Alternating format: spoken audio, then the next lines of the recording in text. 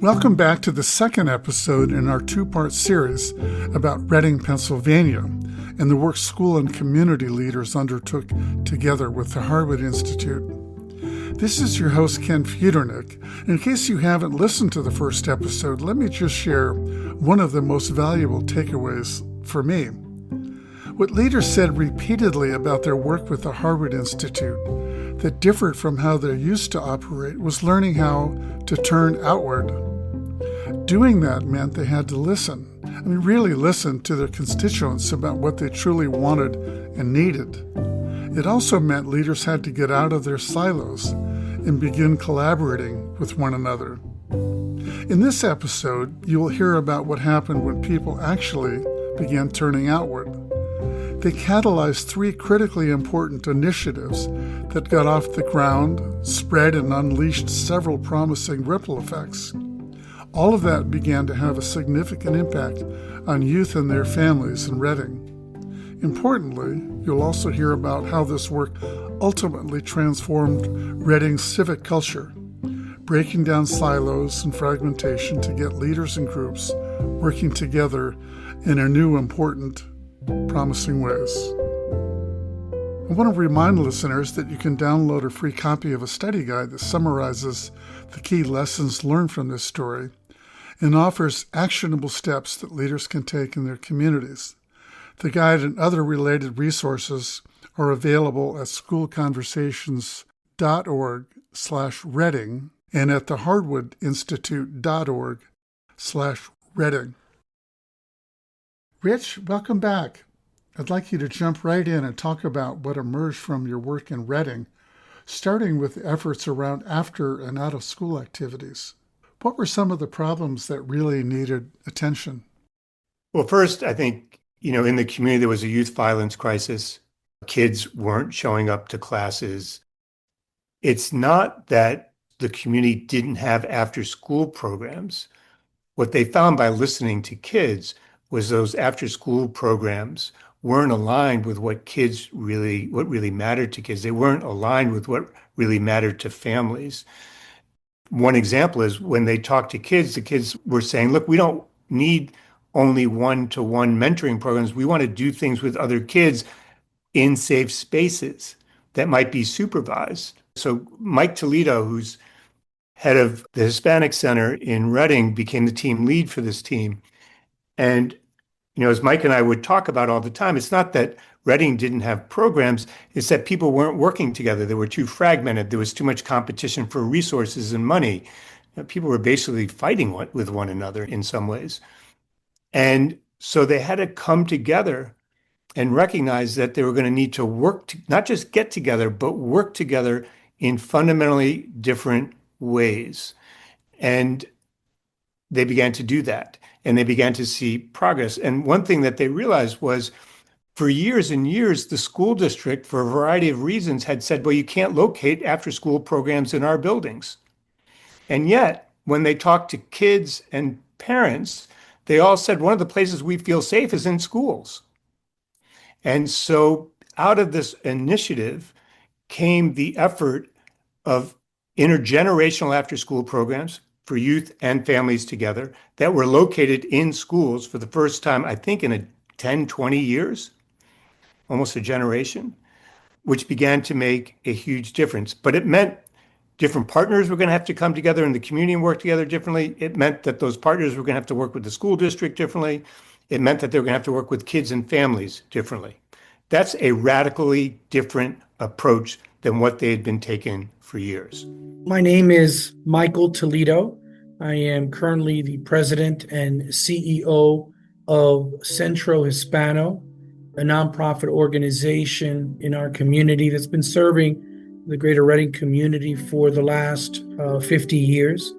One of the takeaways from our work with the Harwood was the fact that the community shared with us that what was important was after-school programming, creating safe spaces and safe places for the children to be able to find enrichment, to be able to find resources and support to complement the education they were receiving in the schools.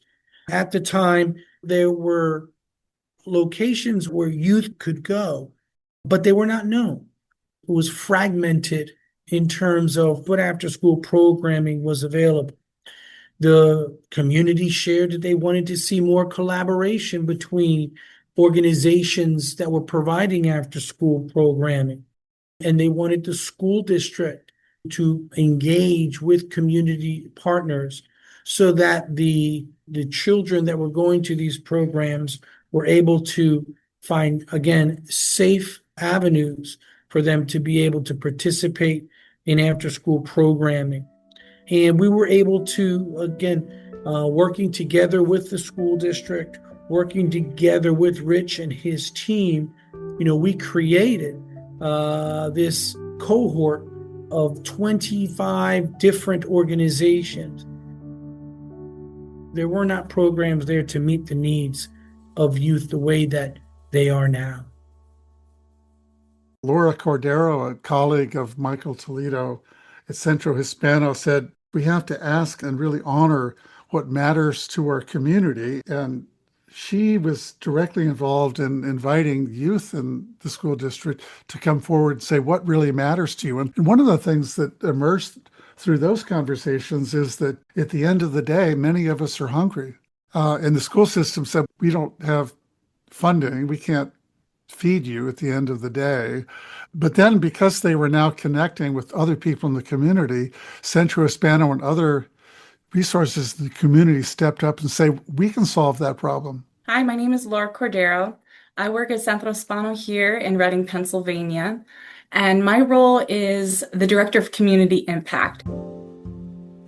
After school activities and programs serve so many important purposes for youth's development and even investment in success in the classroom. It's helping to expose them to different ideas, and especially these after school and out of school time opportunities are connecting young people to a loving and caring adult, which is one of the most critical indicators for a child's success in their life.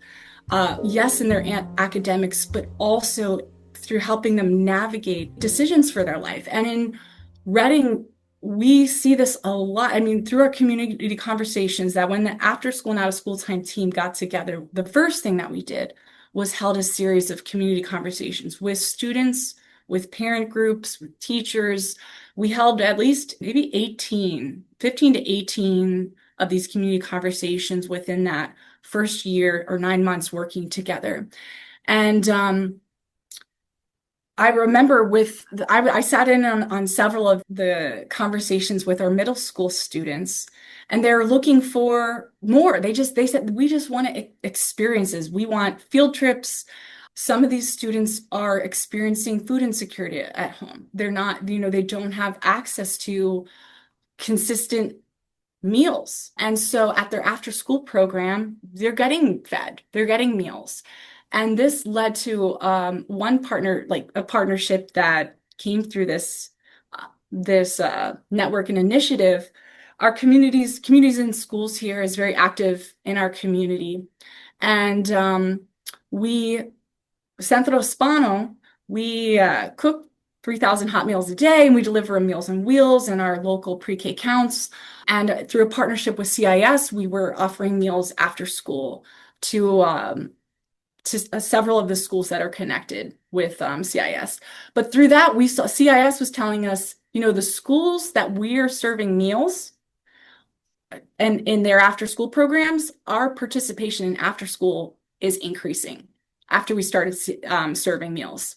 So then we're looking at, oh, that's interesting. That's like a doubly great thing. Where else can we do this? So we're going to our Harwood partners in the ASA group and asking, anybody who's running an after school program, do you need meals?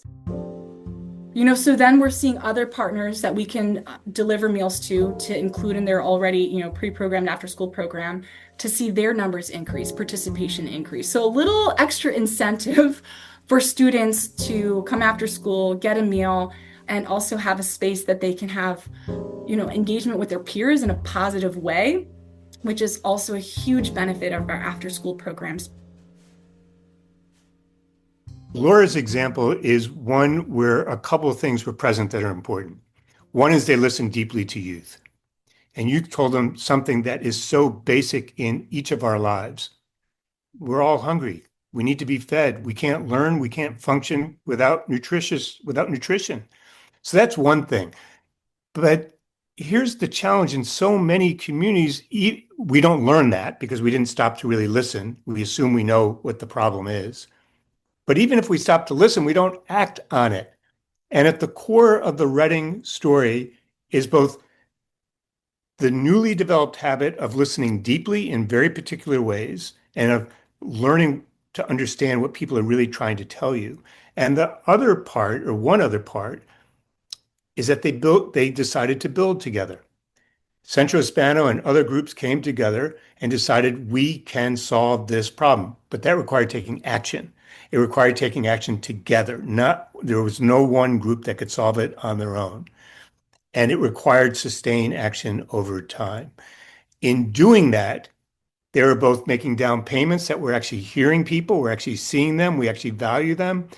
And they were making down payments that we're going to get on a different trajectory in this community by taking action together and demonstrating that we can actually get stuff done together. One of the initiatives that emerged in this work was after school programs. But I want to have you talk a little bit about another one that emerged and tell the story about how that happened and what difference it made. And that's a task force that was formed to talk. They would focus on many of the residents that were either limited English speakers or non-English speakers. Why did that emerge as a challenge? And then what did the task force do and what difference has it made? First, I think what they realized by listening was that English as a second language was an issue of people's ability to fully participate in the life of the community and the life of their families. And that it cut to the very core of what does it mean to have dignity? What does it mean to be able to have a sense of agency and shape your own future? What does it mean to be able to talk to your kid or your kid's teacher? And what does it mean to hold a job? And what they found out, among other things, was that the programs being provided weren't meeting people where they were, that the programs they were providing were too fragmented, that the programs they were providing culturally didn't speak to people. And then they found out that people who were learning English were afraid to practice it. They had no one to practice it with. And if you've ever learned a new language, it's very daunting to speak it if you don't feel confident. The only way to feel confident is to practice it. And then the other thing was people were afraid to engage in these programs because there was a violence problem in Reading and they were afraid to go out. So one of the members of the English as a second language team, this is one small action that they took, but it triggered a whole chain reaction, was a guy named Pastor Steve, a pastor of a local church. He heard these things. And he said, so people are afraid to practice English. They're afraid to come out of their homes. They don't feel like they have enough support. We're not meeting them where they are. Well, heck, why don't I start dinners in my church? It's the Latino community. Food is an important part of the culture.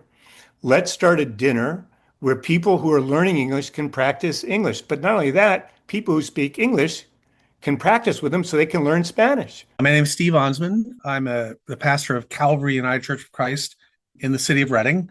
It's actually one of the easiest outreaches our church has done ever, because all we do is cook dinner, and we've been getting 50 to 75 people at each one of them. And we get about 6 or 7 volunteers who will sit at the tables.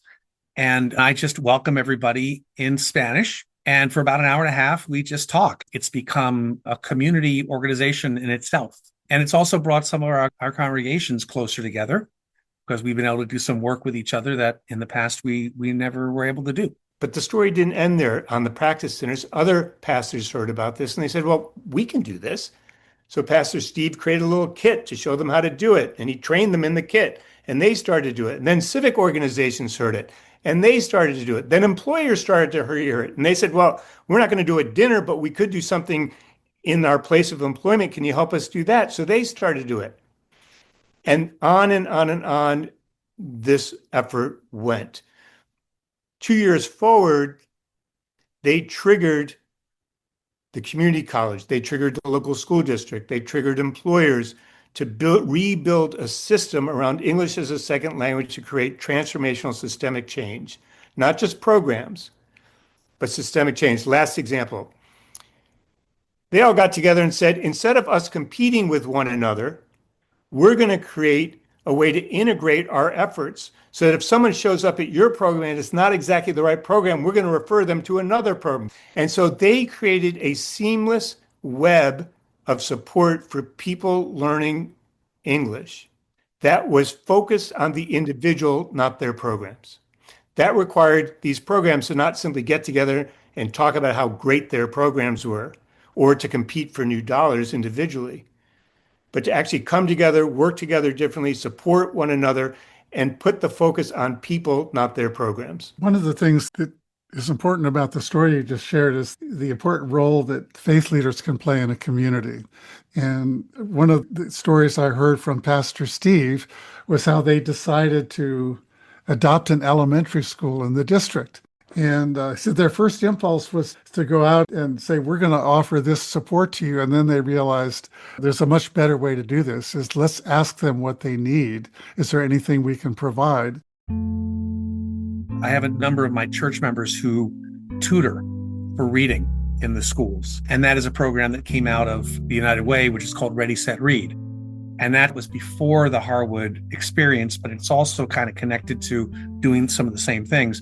So as a ripple effect of that, my church adopted the closest elementary school.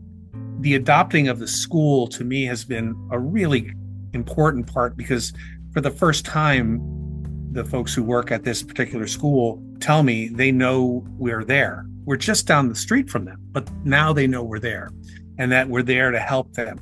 I think the most important thing for faith communities is to go to the leadership and ask what they need. I mean, that's the simplest question, right? I'll just contact the principal and I'll say, okay, now what do the kids need? What do the teachers need? 2 years ago, I think it was, he said, for some reason, we have a lot of kids coming to school without jackets and it's winter and we need. So I just put a call out to our congregation and a bunch of other congregations and said, here's what they need. Here are the sizes, whatever you can do. Or if you want to give money, we'll buy some. And then 60 jackets showed up. And I brought them up to the school. They put them in a closet. And when a kid came in, they said, come here, and they got them to pick one. That's, I think, one of the best ways our congregations can work together to help the schools.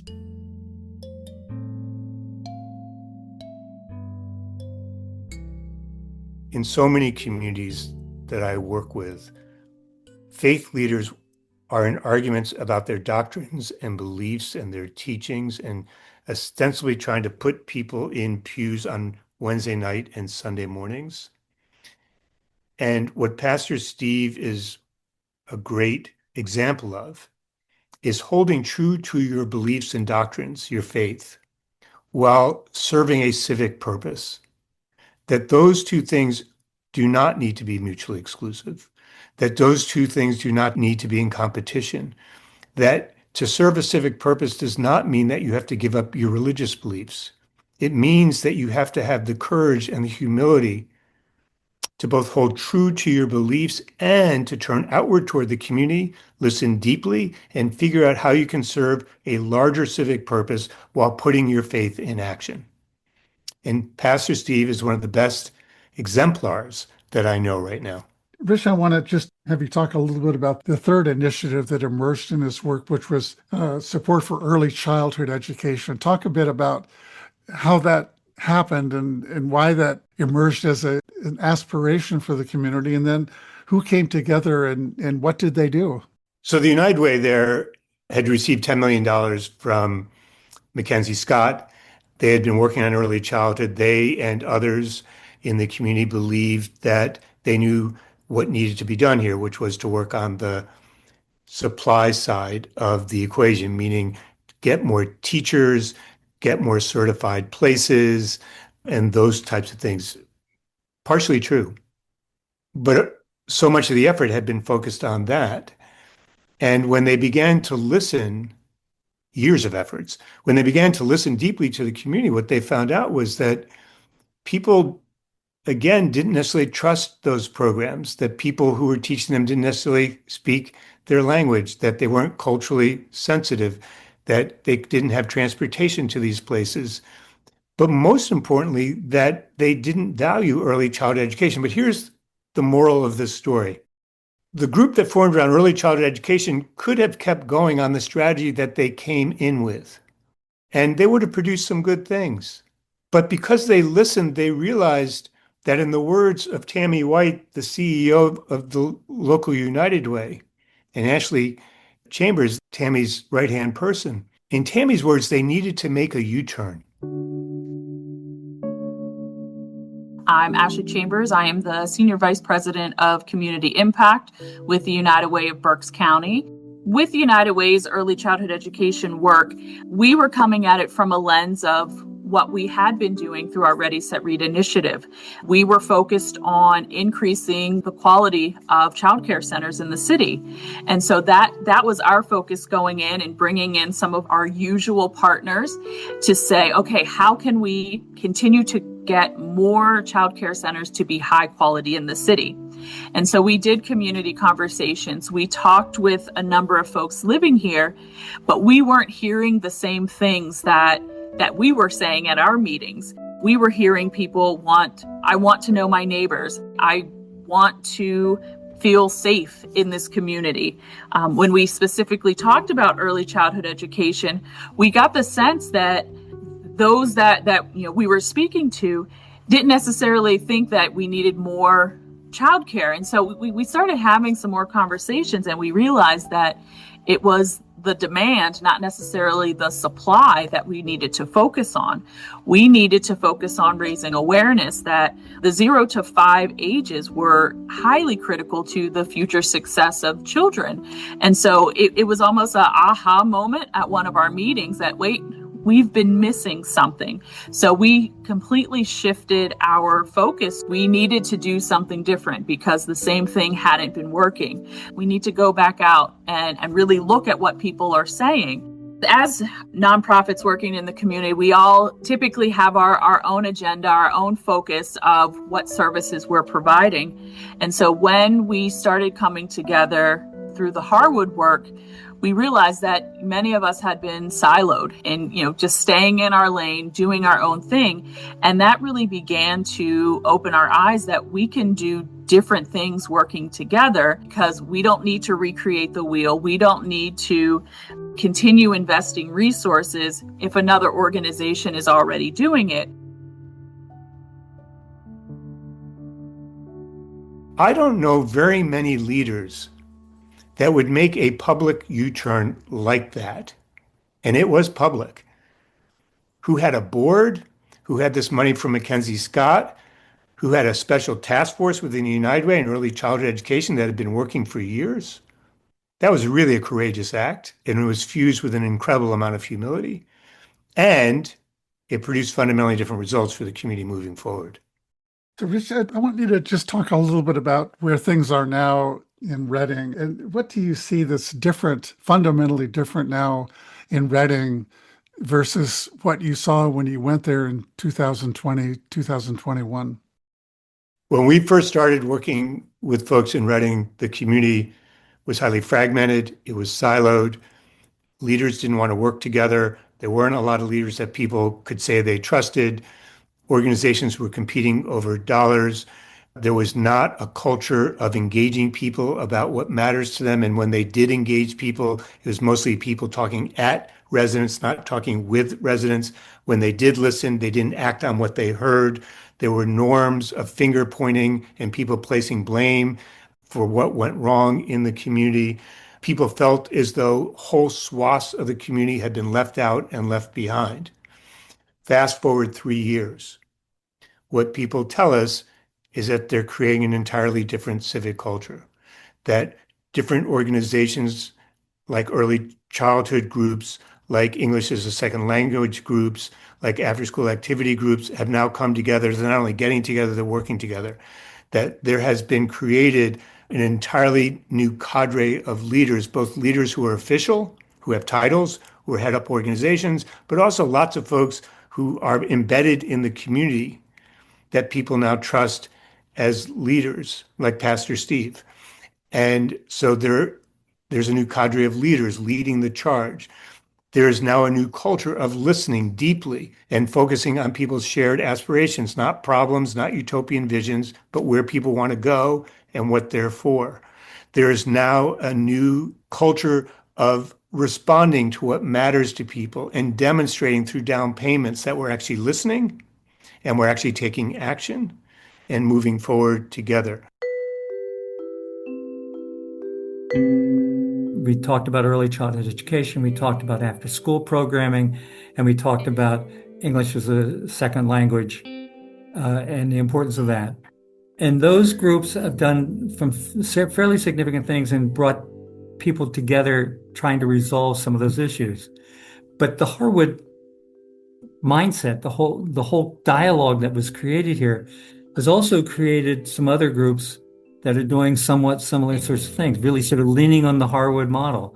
So there's a group that's been working on violence and youth violence in the community, disaffected youth, literacy and those kinds of questions that are not just the students' literacy, but the parents and grandparents' literacy. So it's had an impact, it's had a ripple effect, to use a word, a ripple effect across the community in pretty significant ways.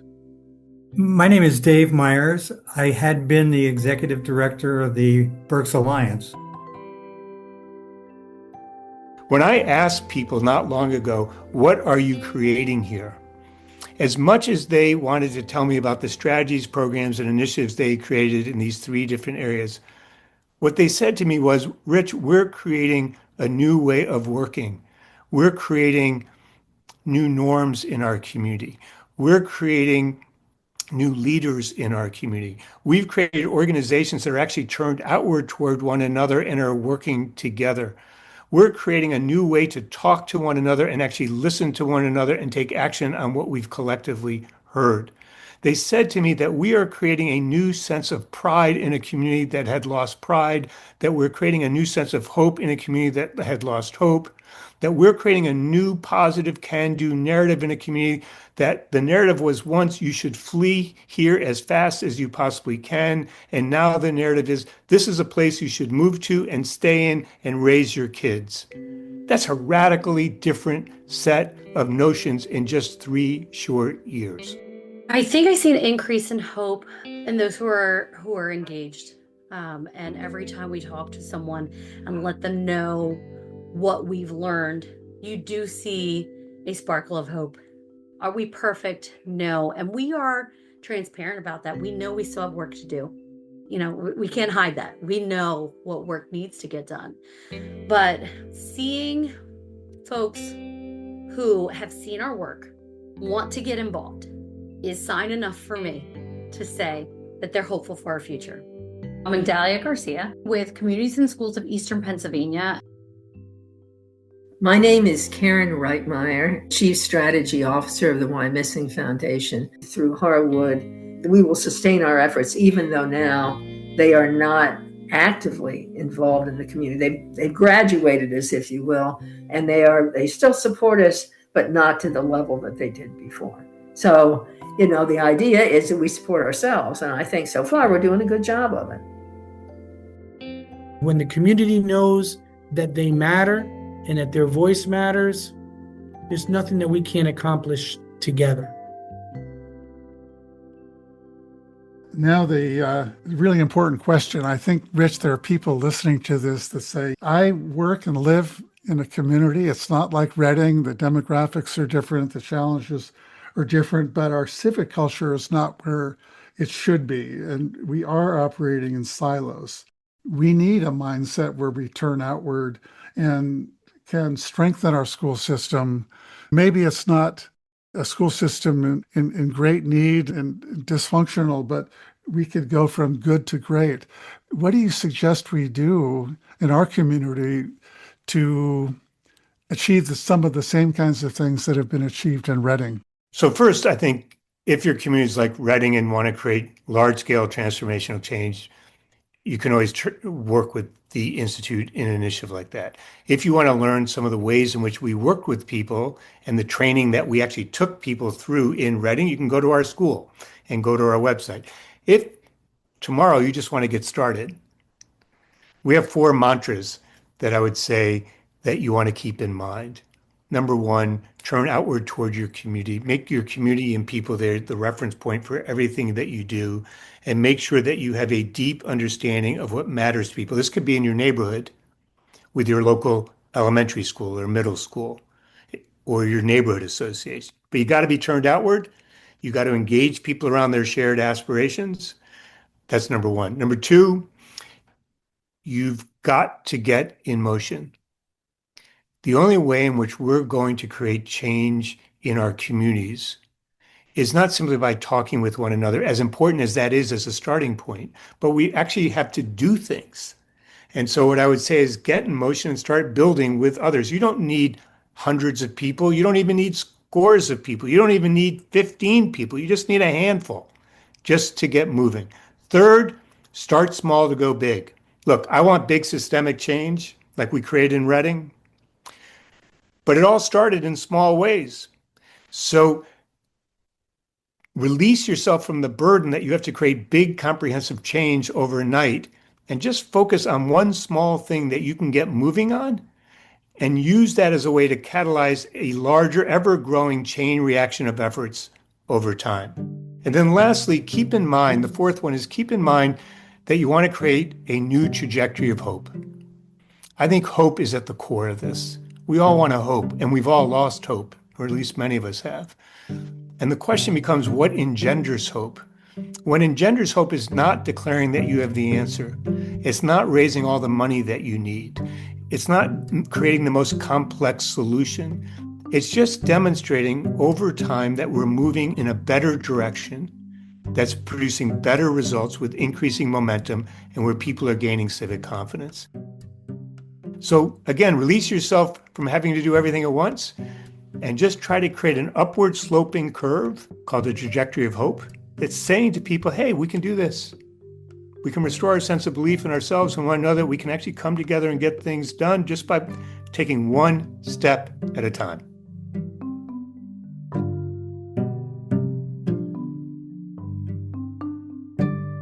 Rich, I want to thank you so much for being part of Courageous Conversations about our schools and sharing the work of the Harwood Institute in Reading, Pennsylvania. I also want to thank all of the school and community leaders in Reading for helping us produce this story. You can find this and all of our episodes wherever you stream your podcasts. You can also find this episode notes, and a free study guide for this series at schoolconversations.org/Reading and at the harwoodinstitute.org/Reading. Bye, everyone.